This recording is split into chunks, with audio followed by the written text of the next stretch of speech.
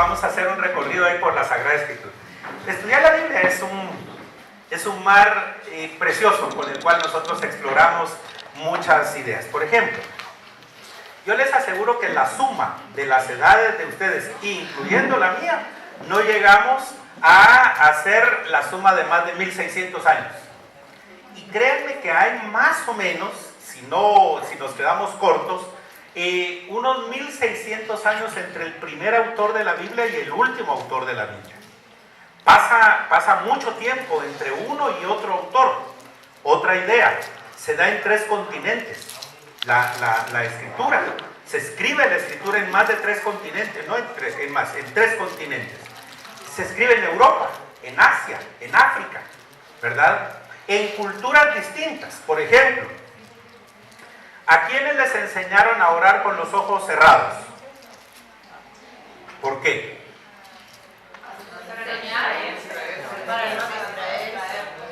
Les quiero contar una diferencia entre la cultura del hebreo y del griego.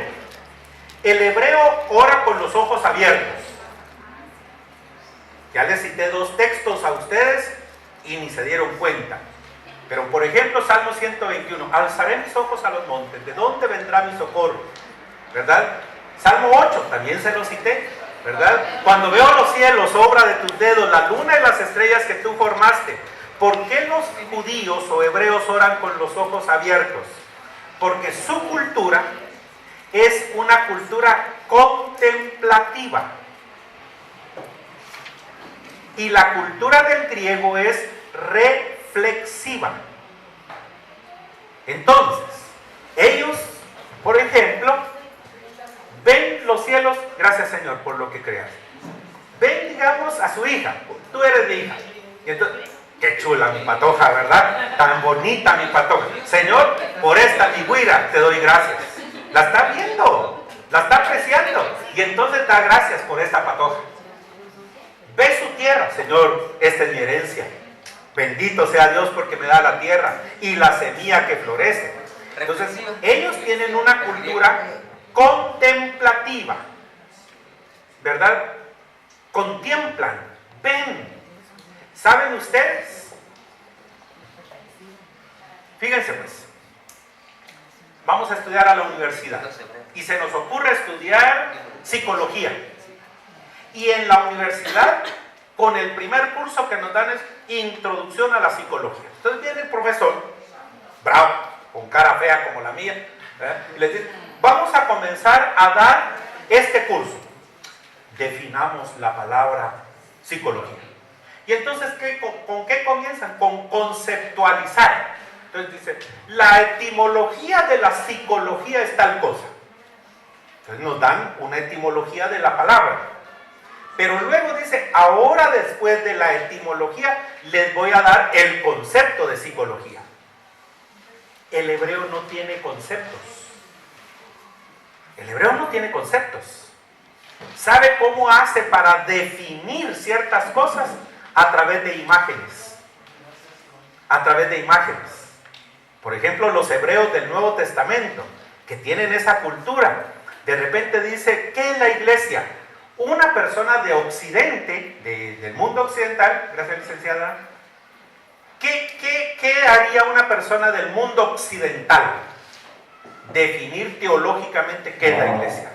Ellos no. Ellos les dicen a ustedes, les voy a decir qué es la iglesia con 3 tipos de imágenes. Miren pues, imágenes orgánicas. ¿Qué es la iglesia? La vid verdadera.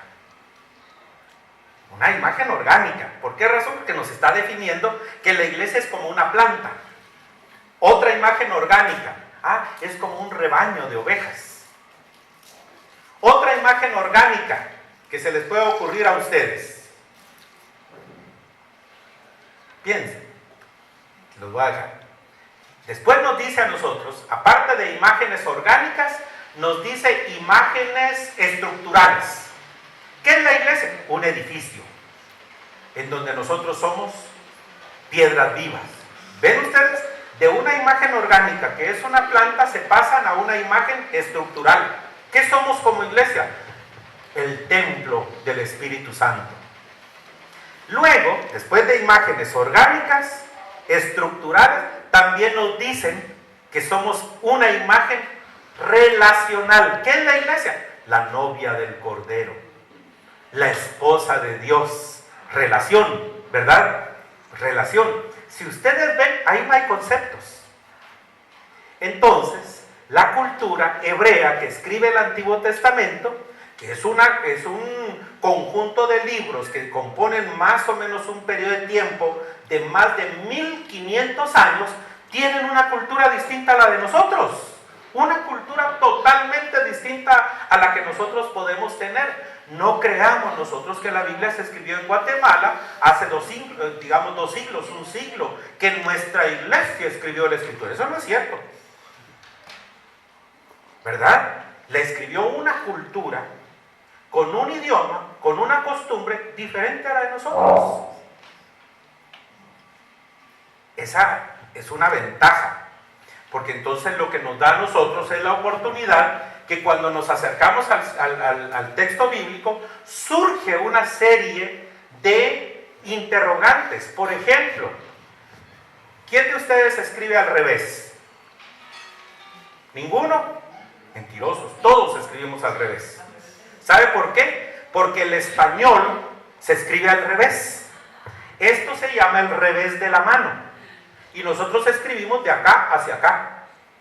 El hebreo no escribe al revés. ¿Por qué razón? Porque el hebreo escribe de acá hacia acá, ¿verdad? Y nosotros, ellos escriben al revés. Y su idioma es un idioma complicadísimo. ¿Sabe usted que cuando hemos hecho una nueva versión de la Biblia, una nueva traducción de la Sagrada Escritura, participamos 258 personas en la última revisión versión de la Biblia como la Reina Valera contemporánea? Muy bien. Ahí tenemos biblistas nosotros, tenemos especialistas en antropología, poetas. ¿Quién tiene, digamos, en sus teléfonos, tienen ustedes la aplicación YouVersion? ¿Algunos? ¿Algunos? Tú sí. ¿Alguien más? ¿No tienen en sus teléfonos inteligentes? Vale la pena, esa es una de las contribuciones de la Sociedad Bíblica y otros ministerios.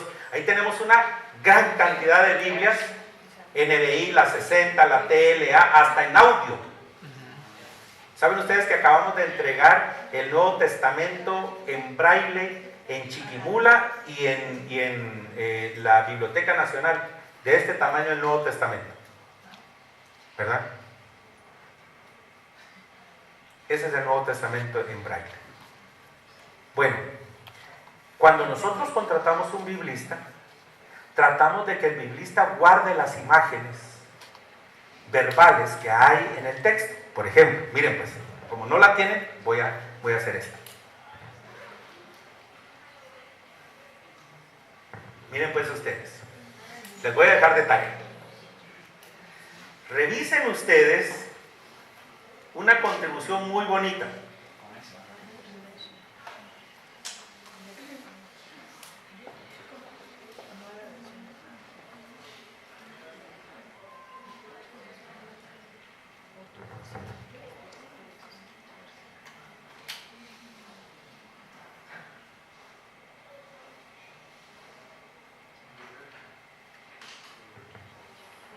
Ahorita voy a usar una versión que se llama TLA, traducción en lenguaje actual.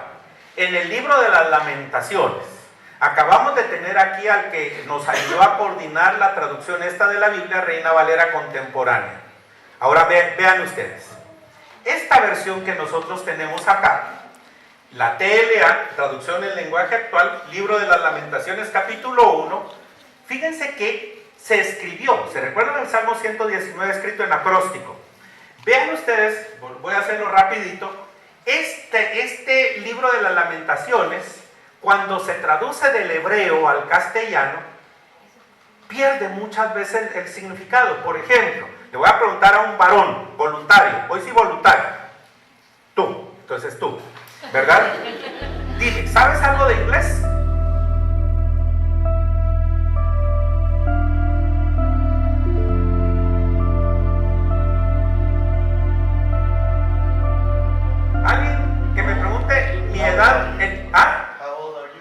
¿cuán viejo eres tú? Literalmente, la traducción es ¿cuán viejo eres tú? Yo no le puedo decir eso a una dama. ¿Cuán vieja eres tú? ¡Ah! Su abuelita, hermano Fernando, ¿verdad? A mí no se me trata de esa manera. Si hacemos una traducción literal de un idioma a otro idioma, eso no va. Entonces, cuando yo escucho la pregunta en inglés, tengo que responder, sí, mi edad es tal, no cuán viejo soy, sino que mi edad es 54 años. ¿Cómo se hace esa traducción? Entonces, de alguna manera, que es la parte segunda de esta tarde, que ustedes van a tener con otro profesor, vean por favor, rapidito, la primera frase en la TLA, Lamentaciones, capítulo 1, dice, pobrecita de ti, Jerusalén. Ahora vean la habilidad del traductor, don Alfredo Tepox, un indígena mexicano, biblista, antropólogo, sociólogo. Cuando traduce la TLA, guarda el poema y el acróstico propiamente. Por favor, fíjense en la primera letra de cada uno de los versículos del capítulo 1, aunque el capítulo 2, 4 y 5 lo tienen de esa manera. Por favor, fíjense y presten atención y repitan la primera letra y formen las palabras que a continuación vienen. La primera letra en el versículo 1 es P. Aunque horizontalmente dice, pobrecita de ti, Jerusalén, vea usted que la letra P, verso 1, vea la letra del verso 2. O. Verso 3. B. Verso 4. Verso 5. Verso 6. Verso 7. Verso 8. Verso 9. Eso es guardar el acróstico. Y a veces nosotros no nos damos cuenta con el texto sagrado. Pobrecita, pero no se queda ahí. Verso 10. D. Verso 11. Pobrecita D. Verso 12. Verso 13. Pobrecita de ti. Verso 14. Verso 15.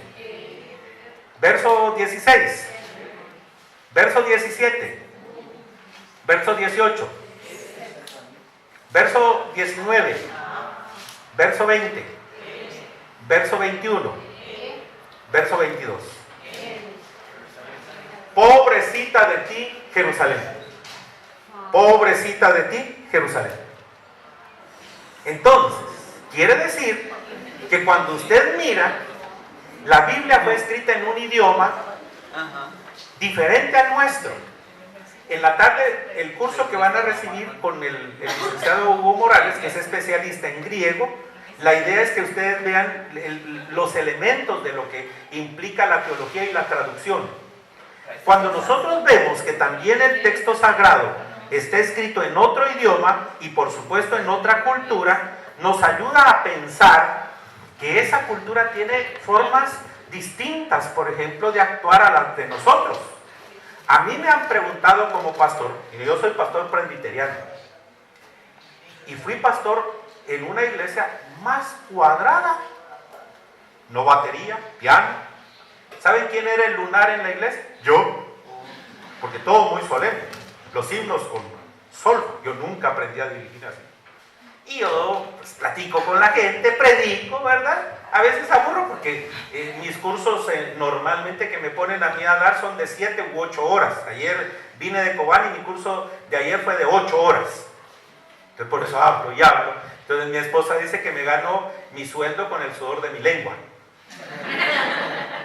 Bueno, entonces, pero cuando analizo las preguntas que me hacen, pastor, ¿es bíblica la danza? Claro, les digo yo, es bíblica la danza.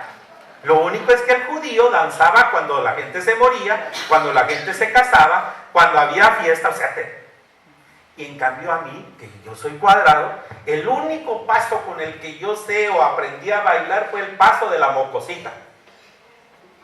Es el único paso. En cambio ellos danzaban. ¿Es bíblica la danza? Claro que sí. Eso sí, no danzaban en el culto. Esa es la diferencia. Ellos danzaban porque esa es su cultura. Mi cultura es bailar el son. Pastor, ¿es bíblico el shofar? Claro, era un instrumento que llamaba a los militares a la guerra. No se tocaba en la iglesia, por supuesto, se tocaba en los momentos de la militancia, porque es cultural. Entonces, la Biblia está escrita en hebreo. El arameo es parte de la familia lingüística a la que pertenece el hebreo, y en griego. Lo único es que el griego es un griego de baja categoría, era para el vulgo, y por eso se llama griego koiné.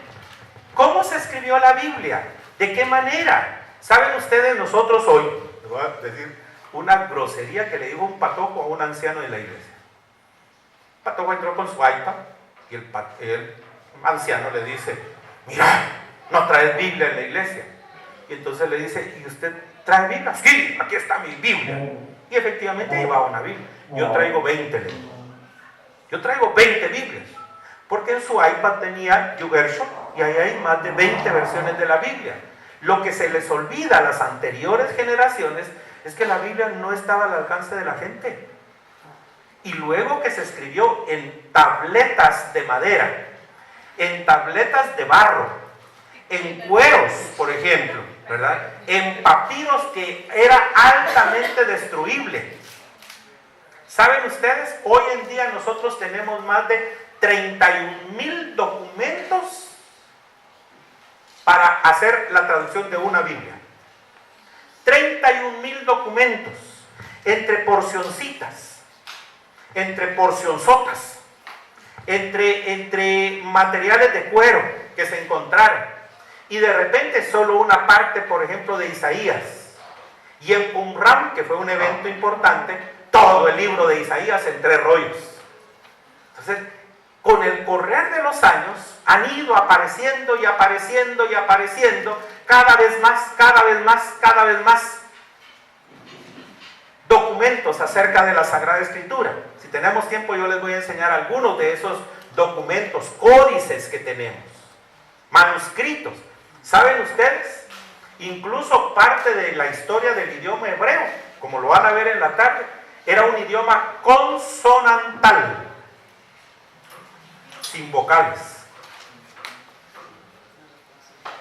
¿Cómo hacer la traducción de eso? Por ejemplo, ¿sabe cómo escribían el nombre del Señor? YHWH.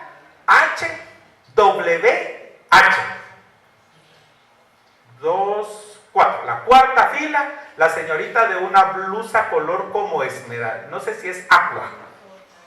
¿Cómo se pronuncia? YHWH. Pronunciar. ¿Cómo lo pronunciaban los hebreos? Fácil. No. ¿Sabe cómo lo pronunciaban los hebreos? El impronunciable.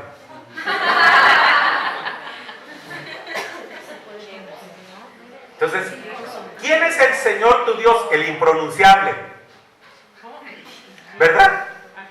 Posteriormente surgieron las vocales, tal como tú dices. Yahweh nuestro Dios, Yahvé nuestro Dios, ¿verdad?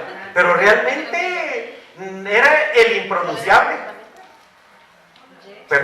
Y es una tarea dura de los lingüistas, de los traductores. YHWH, ¿verdad? 4 letras. Esto en teología bíblica se llama el tetragramatón. Tetragramatón, que es la teología del Dios. Ayer que me fui con el coreano, él se llama Namjoon. Y los que conocen a coreanos aquí saben, por ejemplo, ese mi amigo se llama Ricardo Kim. El Ricardo se lo puso para estar con nosotros. Pero su nombre es Sang Kim. Y ellos les ponen el nombre a sus hijos con un propósito. Por ejemplo, me explicó que su nombre quiere decir dinastía y origen. Esos son los 2 nombres que tiene: dinastía y origen. Y la palabra dinastía y origen juntas es para que él no se...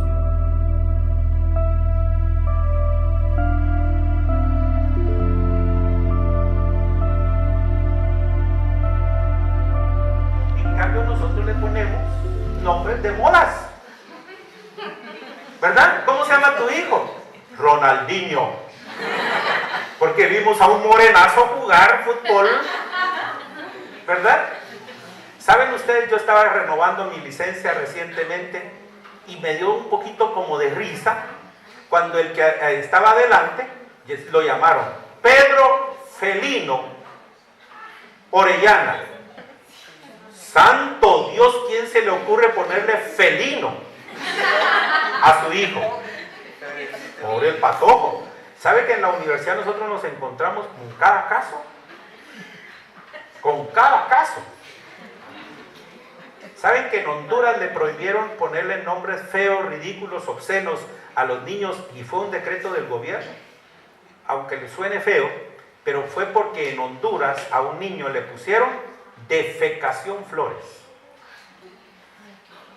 Se zurraron en el patojo.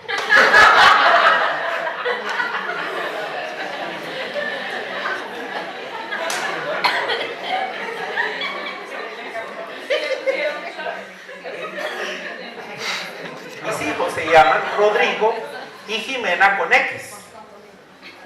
¿Por qué? Porque me encantó leer el mío sí, pero no por un propósito. En cambio el hebreo le ponía nombre con un propósito y quien conocía el nombre de esa persona se adueñaba de su personalidad. Por eso, fíjense ustedes, en la introducción bíblica no se conoce el nombre de Yahvé. Lo hemos puesto a nosotros así, pero no conocemos el nombre del Señor hasta que el Hijo se lo revela a su pueblo. Porque Moisés le dice, Señor, ¿con qué nombre me presentaré? Dime cuál es tu personalidad, dime cuál es tu nombre para que yo llegue con con Faraón. ¿Qué le dice el Señor? Yo soy te envió. Yo soy te envió. Yo soy te envió. Ese yo soy no le revela su nombre, sino yo estoy contigo, ve. Porque conocer el nombre, ¿saben ustedes? Nosotros en la iglesia tuvimos una familia de apellido Tan, son cobaneros, ¿verdad? Y la esposa del hermano Roberto se llamaba Elsa, Elsa de Tan. Y le pusieron así a su hija, el nombre Elsa.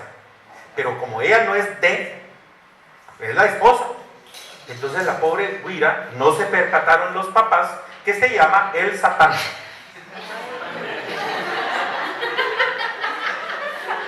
Yo tengo una sobrinita que se llamaba Mara. ¿Cómo se atreven mis primos de ponerle a la nena Mara? Cuando llegó a tener la edad de 20 años y un poquito de plata se cambió el nombre. Yo no quiero ser amargura, dijo ella. O sea, en la cultura hebrea hay cosas que son distintas a las de nosotros, ¿verdad? Como para pensar que efectivamente ellos puedan tener diferencias. Miren, por ejemplo, algunos pensamientos comunes.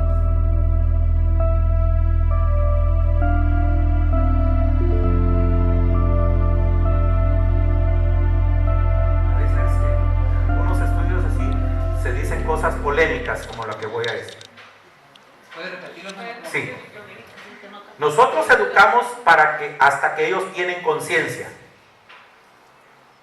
Ellos educaban para hacerles conciencia. Les voy a poner un ejemplo. Venía la celebración de la Pascua y entonces habían ciertos ritos y ciertas normas que ellos tenían que hacer. Cordero asado, no lo podían hervir, no lo podían freír, cordero asado. Vino, por supuesto, pan sin levadura. Y a los niños recién destetados les daban a comer, eso está en el texto bíblico, hierbas amargas, quiletes. Y entonces el niño, no es como la educación de hoy. A ver, no le demos quiletes porque lo podemos traumar y afectar su personalidad. Entonces le daban sus hierbas amargas para que sintieran lo amargo de comer quiletes. Y que cuando sintieran lo amargo, mamá, ¿por qué me estás dando quiletes? Ah, porque así de amarga fue nuestra estadía en Egipto. ¿Verdad? Entonces, ¿qué hacían? Que aún con los alimentos les daban... Entonces, aquí viene lo polémico. Muchas iglesias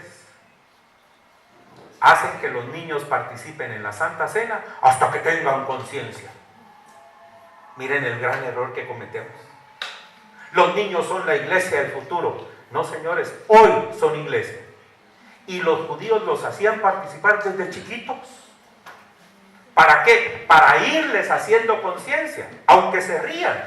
Pero a los niños los circuncidaban a los 8 días.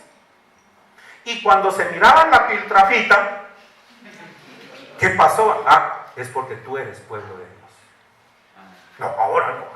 Hay que consultar, no, hasta que tengan conciencia. Imagínese un judío circuncidando al niño a los 12 años. A los 8 días.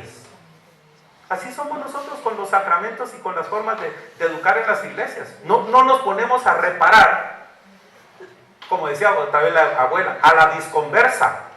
Les cortaban la piltrafita, el pánfilo, y cuando ellos iban creciendo, papá, ¿yo por qué tengo mi pánfilo de esta manera? Mi hijo, porque esa es la señal que tú llevas en tu cuerpo de que eres parte del pueblo de Dios.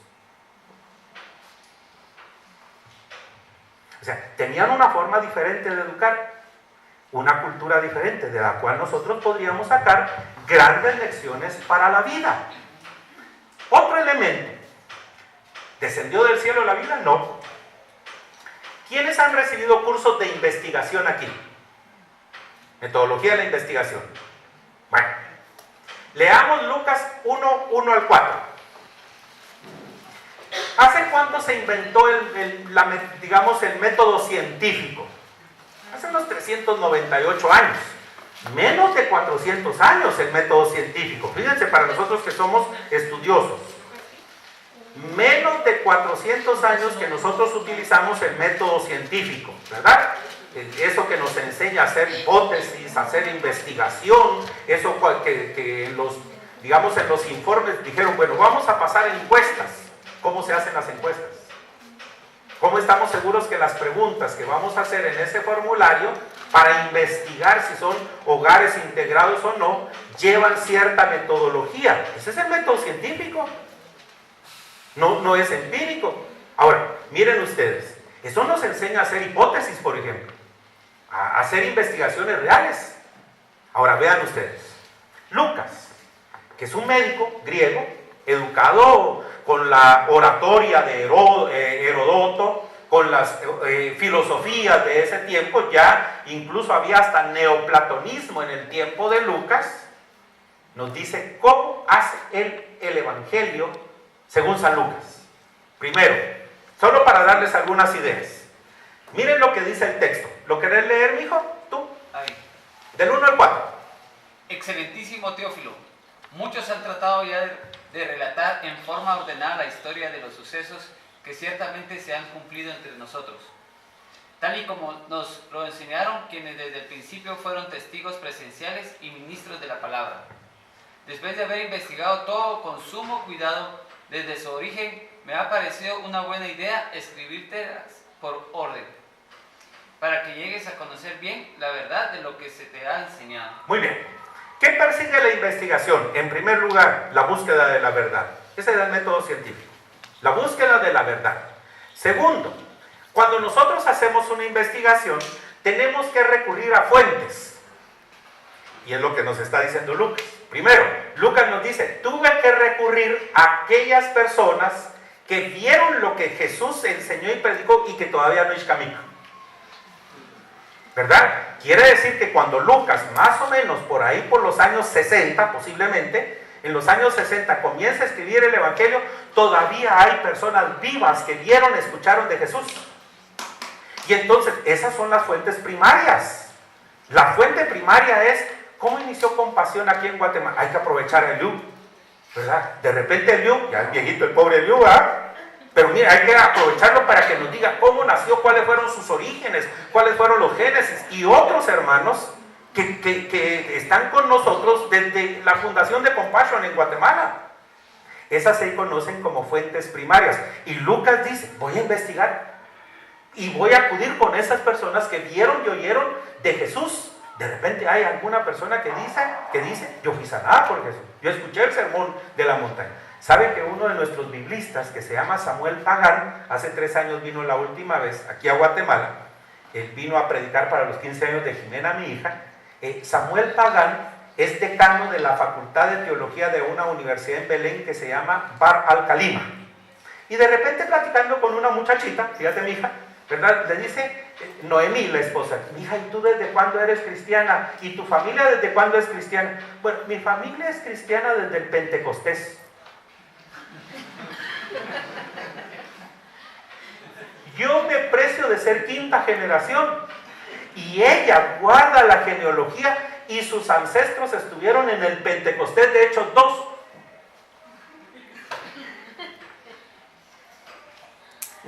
Noemí, la esposa, se quedó asombradísima y ella le demostró de dónde venía su familia judía cristiana. Pues, ¿por qué les digo esto?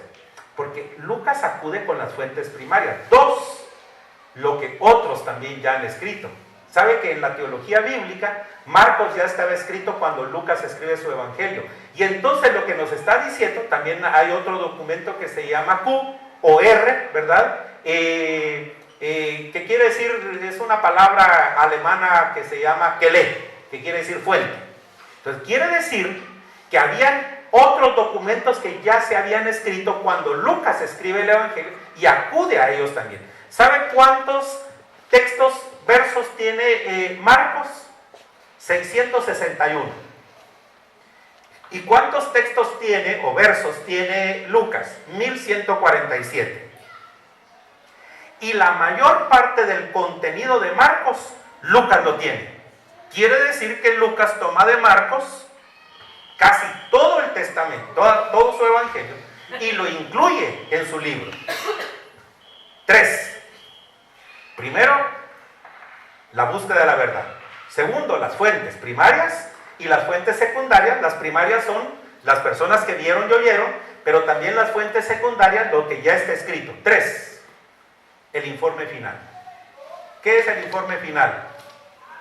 Me pareció a mí ponerte en orden todo lo que he investigado. Por ejemplo, alguien, fila 2, 4, 5. Ese muchachito así, yo dije, de repente voy a ser el único guapo que va a estar ahí, ¿verdad? ¿Qué si no? Viene este patojo de la camisa roja. ¿Es simpático o no? Yo creo que sí.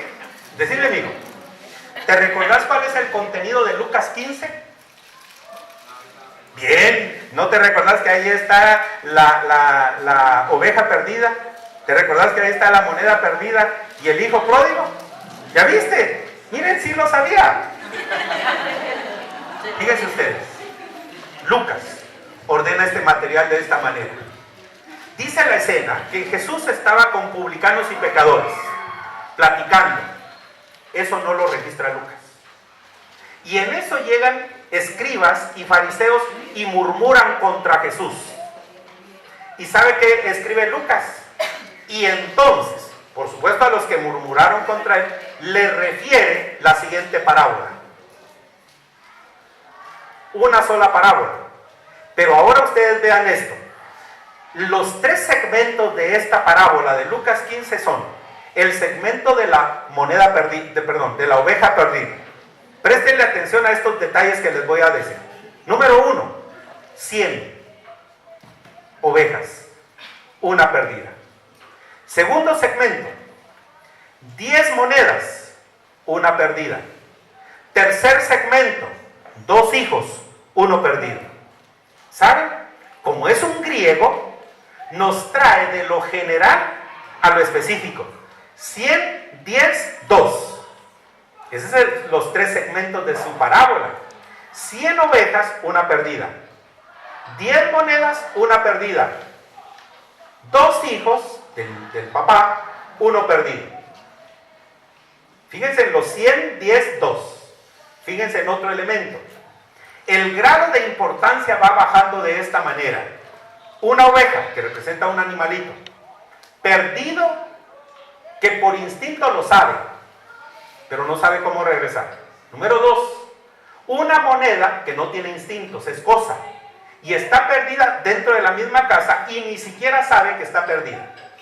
Número 3, El hijo pródigo que está perdido fuera de casa, que tiene uso de razón, que sabe cómo regresar y regresa por sus propios pies. Un animal, una cosa y una persona. Otro elemento importantísimo. El pastor sale a buscar la oveja porque ese es su chance. Ese es su oficio. Para eso le pagan. 2. La mujer barre la casa, y dice la Reina Valera 60, dice la Reina Valera 60, barre con diligencia hasta encontrar la moneda. Los biblistas sospechan que las 10 monedas que esta mujer estaba juntando era para pagar su dote. ¿Por qué la busca? Porque ese es su valor. No sé si me doy a entender. El pastor sale a buscar la oveja, ¿por qué? Porque ese es su chance. ¿Por qué busca la mujer la moneda? Porque eso le da valor. En eso la han tasado. Cultural. ¿Y por qué recibe el padre al hijo? Porque esa es su filiación. Si usted quiere, esa puede ser una base bíblica también para la pastoral que usted hace. A veces tiene que salir como pastor, porque todos somos pastores en la iglesia cristiana. Sale como pastor porque ese es su chance. Y sale porque esa oveja está perdida, lo sabe, pero no sabe cómo regresar. A veces nuestro chance es buscar dentro de la misma casa. ¿Sabe qué decía un teólogo que se volvió hereje? Él decía que hay que reevangelizar a las nuevas generaciones, y tiene razón. No demos por sentado que porque nacieron en hogares cristianos son cristianos. No demos por sentado que porque pertenecen a las pastorales que desarrollan compasión son cristianos. Hay que reevangelizarlos continuamente, continuamente. Y la moneda está perdida en la misma casa, mija. Y la mujer busca con diligencia hasta encontrarla. Pero muchas veces tenemos que hacer la labor pastoral porque es nuestro sentido de filiación como el padre con el hijo. Me levantaré y iré con el padre y le diré: Padre, he pecado contra el cielo y contra ti, no soy digno de ser llamado tu hijo. Qué gran speech el que se inventó que iba a decir. Cuando viene, no lo dice. Y el padre se le tira al cuello, Edión Bacoche lo abraza, lo besa y le dice: mire, vayan, de plano sintió algo, váyanlo, cambien, pónganle zapatos y hasta anillo. Quiere decir que miren, a veces en nuestra pastoral juvenil, bíblicamente, que es lo que Dios hace, muchas veces sale a buscar a su pueblo, muchas veces lo busca dentro de la misma casa y muchas veces lo espera allí en la puerta para que venga. ¿Sabe qué dice el doctor Schwartz, que escribe unos libros sobre el DNI, Desarrollo Natural de la Iglesia? Él hizo una investigación con 1000 iglesias en los 5 continentes y dice que la gente, escuchen esto por favor porque bíblicamente es para ustedes, ¿verdad? El 80% de la gente que se queda en nuestras asociaciones pastorales o iglesias, el 80% se queda por relaciones sanas. Por favor, tomen eso en cuenta en su pastoral. El 80% de la gente en nuestras iglesias pastorales o asociaciones se queda por relaciones sanas. Cuán bonito le hacen el ambiente. Cuán tolerantes son ustedes en el ambiente. Miren, mis hermanos, eso es lo que perseguimos. Vean ustedes, voy a decir cosas contrarias. Venía el aniversario de la iglesia, entonces yo decía: hermano, la próxima semana vamos a tener aniversario de la iglesia. Miren, por favor, vamos a tener refacción mañana, tarde y noche. Y en todos los cultos. Háganme una campaña. Los niños primero y los invitados. ¿Están de acuerdo? Sí, amén. Bueno, ni gritaban porque eran predicadores. Pero entonces llegaba el día, ¿verdad? Terminábamos el culto, daba la bendición pastoral, salía. ¿Quiénes creen ustedes que eran los primeros jacintíos de estar haciendo cola ahí en la refa? La gente de la iglesia. Y los invitados aquí mismo.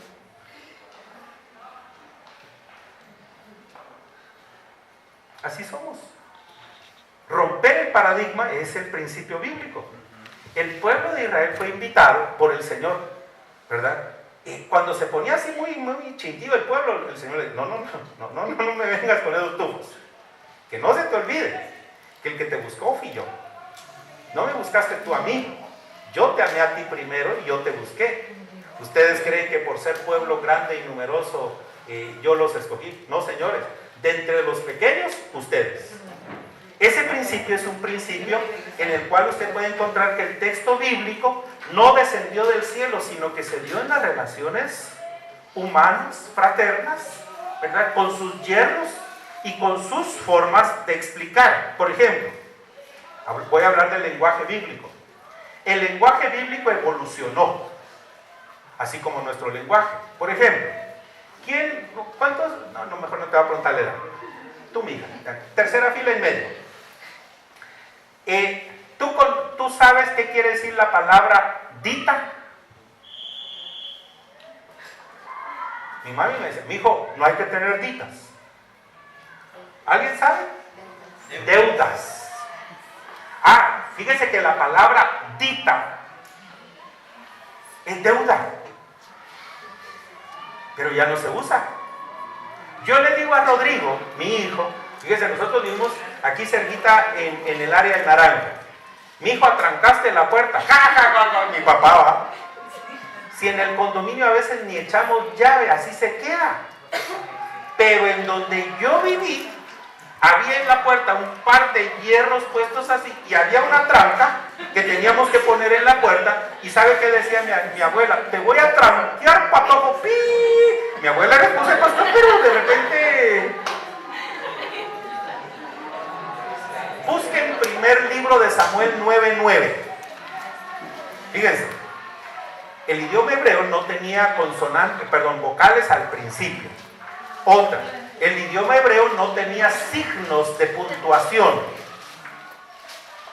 mucho menos paréntesis. Busquen primer libro de Samuel 9:9. Les voy a contar la historia. Se perdieron las asnas del papá de Saúl. Y va Saúl, no es el director de la sociedad bíblica, ¿verdad? Pero va Saúl con el mayordomo buscando las asnas. Le chiflan, tiran piedras para ver si salen por ahí las asnas. No aparecen. Y entonces el mayordomo ya sé qué vamos a hacer. Fíjate que allá arriba, en el monte, hay una persona, él nos va a ayudar. Solo que el mayordomo de Saúl le dice a esa persona vidente. Entonces, vean ustedes lo importante, vidente. Y entonces el traductor bíblico, ese es mi amigo, gracias, ¿veis? Te lo agradezco. Entonces el traductor bíblico y quien preserva la Sagrada Escritura se percata, este lenguaje ya no lo conocen los más jóvenes, y nos escribe el verso. ¿Qué dice ese verso entre paréntesis? ¿Alguien que lo lea fuerte? Antiguamente en Israel, cualquiera que iba a consultar a Dios decía así: venid y vamos al vidente, porque el que hoy se llama profeta,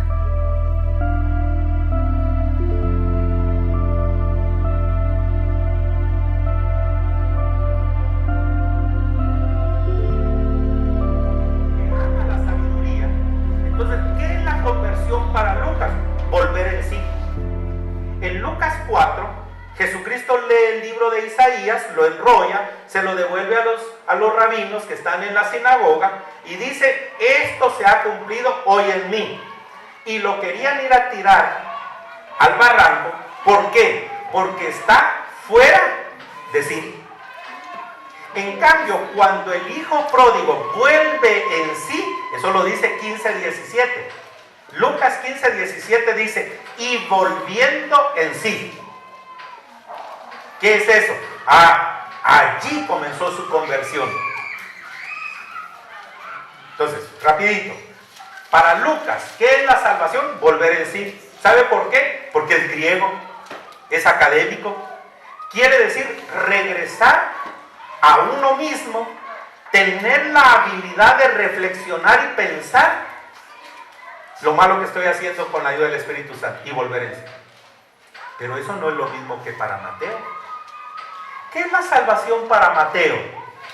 ¿Volver en sí? No, él no es griego. Es una persona que se ha formado como tenedor de libros, que eso de esa manera se llamaba anteriormente a los contadores. Un perito contador. ¿Cómo se llamaba antes? Digamos en la época colonial aquí, tenedor de libros. En la época, digamos, de los latifundios, tenedor de libros. Mateo es un tenedor de libros. Y entonces, pregúntele usted, Mateo, ¿y para ti qué es la salvación? Fácil, dice Mateo. La salvación es ser llamado por Jesús para pertenecer al reino. ¿Por qué razón? Porque su evangelio, el tema que domina es el reino. El reino. Jesús es el rey de ese reino. Por eso es que usted mira en Mateo capítulo 1, fíjese que incluso no pone en orden cronológico lo que les voy a decir. ¿Quién fue primero? ¿Abraham o David? Abraham. Pero entonces, desde el principio, Mateo nos dice en el primer verso cuál va a ser su temática. Y entonces nos dice, este es el libro de la genealogía de Jesucristo. ¿Hijo de quién? De David. No de Abraham, de David. ¿Por qué razón? Porque nos va a decir, él es el hijo de David. Y entonces es el que predica del reino y quien establece el reino. Entonces, cuando le preguntan a Mateo, ¿quién es salvo? El llamado por Jesús para pertenecer a su reino.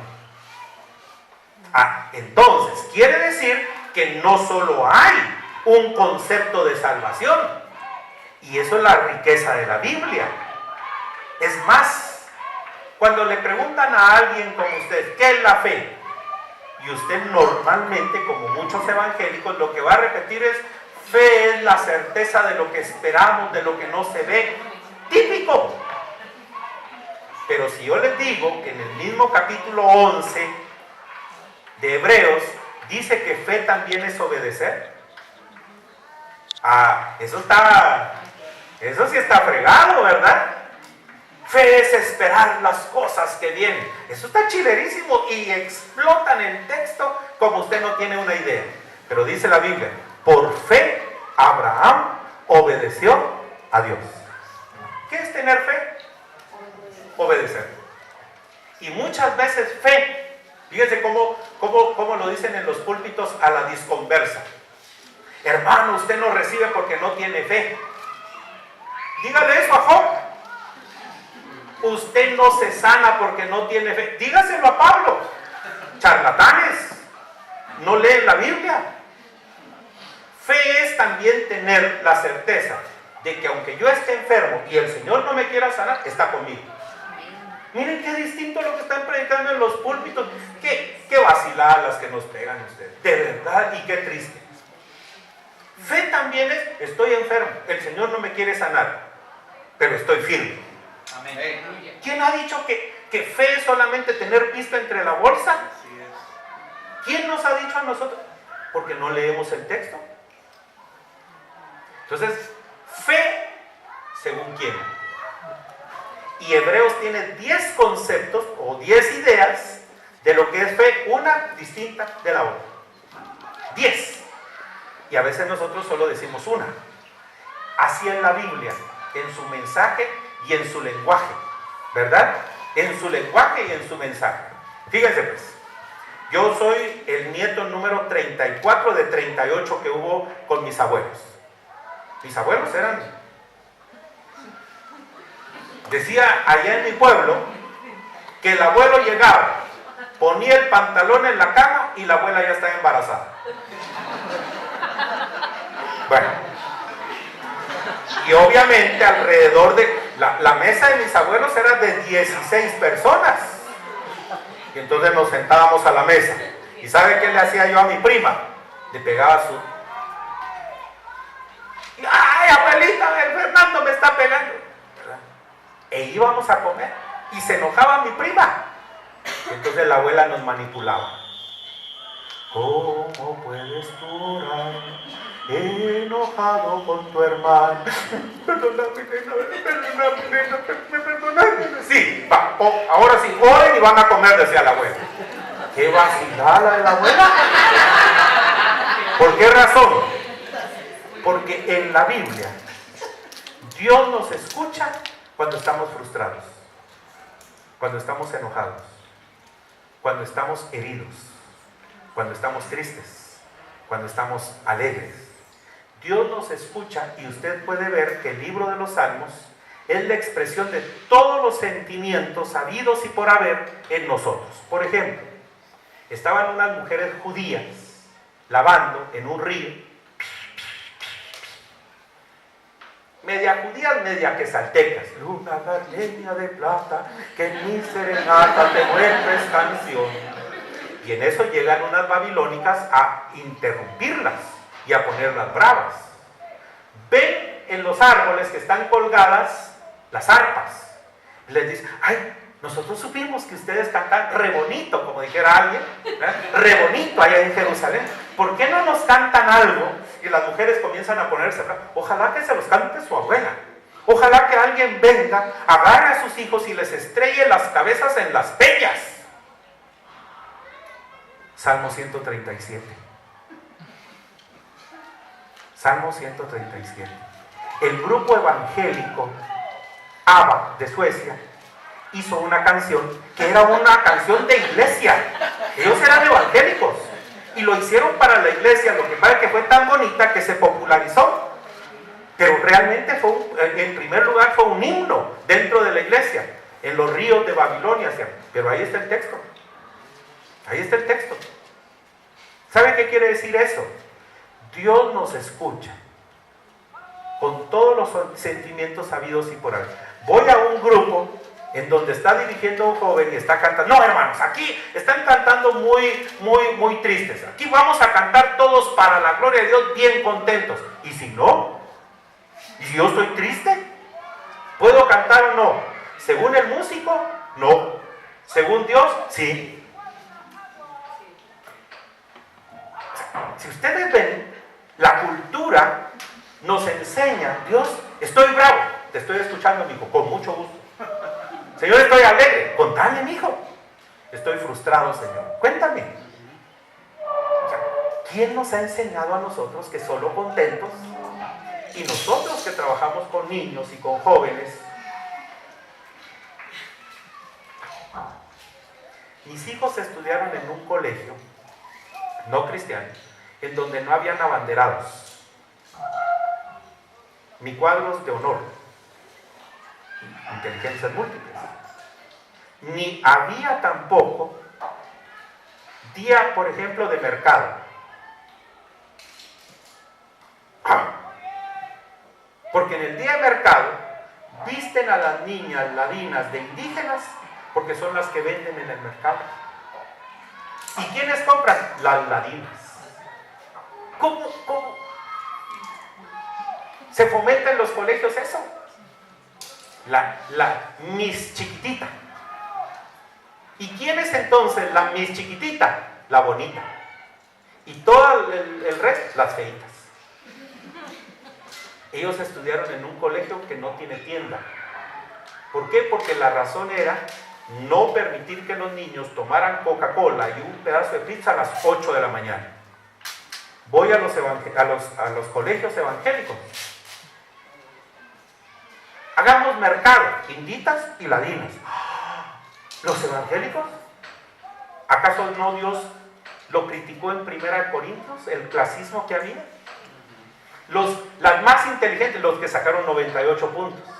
Y de repente, esta niña viene de mamá soltera, sin comer mucho, sin una motivación como aquella que sacó 98 porque tiene a su papá y a su mamá, ¿verdad? Ella tiene solo a su mamá, apenas tiene para sus zapatos, apenas tiene para sus cuadernos y saca 70, 98, 70. Y no nos percatamos que tenemos niños y niñas, jóvenes y señoritas, que de repente el único alimento que reciben es porque de repente Compasión dio en la red. O sea, y decir, este niño es inteligente, pero esta no. Y no nos percatamos. Y bíblicamente Dios elimina todo eso. Ese es el contexto de una cultura hebrea en donde no se resalta quién saca más notas para ser el abanderado, sino como la comunidad de creyentes. Hay otro principio dentro de la introducción bíblica. Es una comunidad de creyentes, no una comunidad de individuos. ¿Sabe cómo enseña hoy el individualismo? Primero yo, segundo yo, tercero yo, y lo que sobre, también para mí. Casi como ver a un pelotón de 100 marchadores allá en Shela, del Colegio de la Patria. Una mamá fanática dice, ¿verdad? Van 100 patojos marchando, y la mamá fanática dice, solo mi hijo lleva el paso. Así es la cultura. Pero en el mundo hebreo del Antiguo Testamento, que hereda el Nuevo Testamento, hasta para orar nos enseñan a decir de esta manera: Padre nuestro. No primera persona en singular, Padre mío, yo te pido, yo desato, yo... No, Padre nuestro, que estás en los cielos, santificado sea tu nombre. El pan nuestro, porque cuando yo oro, oro por el pan que debe de estar en tu mesa, por el pan que debe de estar en tu mesa. O sea que realmente lo que Dios quería formar era un pueblo de comunidad. Ese es el contenido de todo el Antiguo Testamento. Una comunidad que adora, una comunidad que sirve, una comunidad que tiene hasta una economía. Les quiero contar, la primera huelga la sufre Nehemías en la construcción del muro. Una mañana va cantando él, porque Nehemías era un poquito mexicano, y sigo siendo el rey, y se asoma, y los trabajadores no están trabajando. ¿Qué pasó? Es que cuando recién nos vinimos de Babilonia, fíjate que tus gobernadores nos prestaron plata para hacer producir nuestra tierra y para construir nuestras casas, pero vos nos trajiste a trabajar al muro sin paga, y entonces el pistillo que nos dieron nos lo gastamos, ni pagamos intereses ni capital, y entonces tus propios gobernadores se llevaron a nuestras hijas e hijos y a nuestras esposas como esclavos. Fregaditos, vengan para acá, ¿verdad? Vengan para acá. ¿Quién les enseñó eso? Y Nehemías recupera un principio que está en el Deuteronomio. Fíjate, si tú ves que yo tengo 200 quetzales entre la bolsa y tienes una necesidad y me dices, Fernando, mire, présteme esos 200 quetzales, bíblicamente yo se los tengo que dar. Y dar sin esperar que me los devuelva, ni mucho menos intereses. Y dice el mismo texto, y los vecinos se mecerán la barba. ¿Cuántos barbudos hay aquí? Cobolos. Se mecerán la barba. ¿Qué es mecerse la barba en el contexto de la Biblia? Meterse los dedos en la barba, y entonces los vecinos dirán, ¿y estos cómo prosperan si se prestan dinero sin interés? Eso es lo que me dice a mí para prestarle los 200 quetzales a mi hermano. Pero ¿sabe qué le dice la Biblia a él? Porque la Biblia es justa y ecuánime. Dice en Proverbios, pero es de impíos no pagar.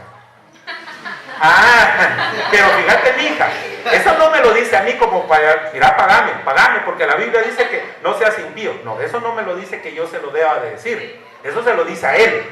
A mí me dice, el que tiene los 200 pesos, prestale. O sea que hasta la economía tiene que ver con esto. Y entonces les dice a los gobernadores, vengan para acá fregaditos. Le devuelven su pisto, y sus hijos y sus mujeres, y cero deuda. Salieron perdiendo, gracias a Dios. O sea que hasta en el sentido bíblico ustedes pueden ver que todo el Antiguo Testamento es una relación de un Dios que se relaciona con una comunidad de creyentes y no con una comunidad de individuos. Esa es una introducción bíblica fabulosa. Padre nuestro que estás en los cielos, mira, nuestros múltiples pecados, perdónanos, Señor. O sea, un sentido de comunidad que tiene el Antiguo Testamento fabuloso, ¿verdad? Fabuloso. Ahora, fíjense que el Antiguo Testamento nosotros lo tenemos organizado de una manera diferente, ¿verdad? A mí me lo enseñaron en la escuela dominical: 5 libros del Pentateuco, 12 libros históricos, 5 libros poéticos, 5 profetas mayores y 12 profetas menores. En el Nuevo Testamento, 4 evangelios, un libro histórico, ¿verdad? A mí me enseñaron 13 cartas de la Biblia, ¿verdad? Bueno, una estructura un poquito diferente tienen los hebreos. Yo quiero que ustedes se aprendan esto de memoria. Los hebreos tenían 3 bloques en la estructura del canon del Antiguo Testamento. El primer bloque se llama Torá. Ese es su nombre original, Torá, T-O-R-A, Torá. La palabra Torá tiene varios significados y sinónimos. ¿Cuáles algunos de esos? Ley, que es el que más conocemos nosotros. Decretos, mandamientos, estatutos, palabra y otros, ¿verdad? Pero tiene varias variantes, varios sinónimos, la palabra Torá. Y para el judío, por favor, piénsenlo ustedes en gradas, Para el judío, la Torá era la palabra de Dios. Torá era la palabra de Dios. Era lo más importante para ellos. Después les voy a poner un par de ejemplos. Luego, el segundo bloque se llama Nevi'im. Una forma castellanizada de escribirla. N-E-B-I-I-M.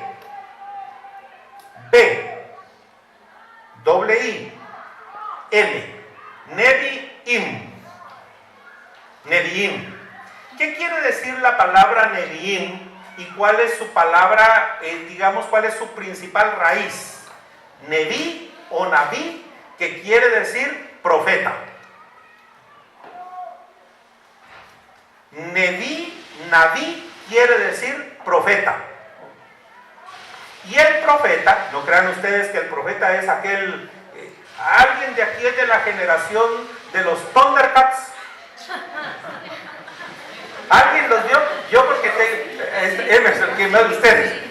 Porque mi primer hijo, que realmente es mi sobrino, hijo de mi hermana mayor, con el que yo me deleité, ¿verdad? Miraba, tiene 31 años, entonces él era de la generación de los Thundercats. Entonces decía Leono, cuando levantaba la espada, ¿verdad? Para ver más allá de lo evidente. Así decía Leono, ¿verdad? De los Thundercats. Bueno, esa es una forma pagana de concebir el profetismo. Fíjense ustedes, hoy cuando yo escucho que alguien dice profeta es aquel que nos puede predecir, por eso es que nos han metido, digamos, las proclamas proféticas, lo que Dios les predice para este año, más o menos con la tendencia del calendario chino. Este es el año del gato y el Señor dice que todo el próximo año va a estar miándose el gato ahí en la sala. Esas son las proclamas proféticas. Mi alumno lo tuve que corregir yo. Por ahí por octubre me mandó, mire doctor, ¿será que me hace la campaña de corregirme mi proclama profética que voy a tener el 31 de diciembre? Y de una vez se la adjunto. Cuando yo lo leí, entonces le pregunté, porque a veces uno es medio tontito, ¿va? Entonces yo, hijo, ¿y esto quién te lo dio? Dios. Entonces le volví a otra vez.